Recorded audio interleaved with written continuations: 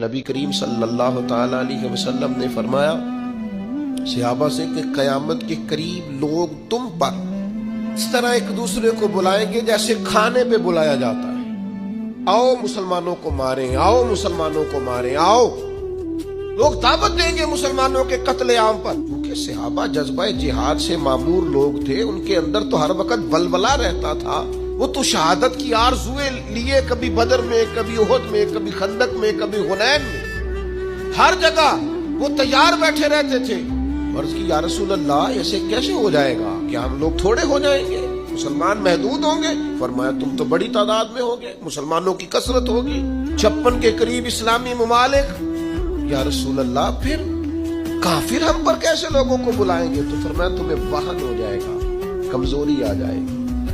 یا رسول اللہ وہ کیسے آتی ہے؟ فرمایا جب دنیا سے پیار ہو جائے اور موت کو بندہ نہ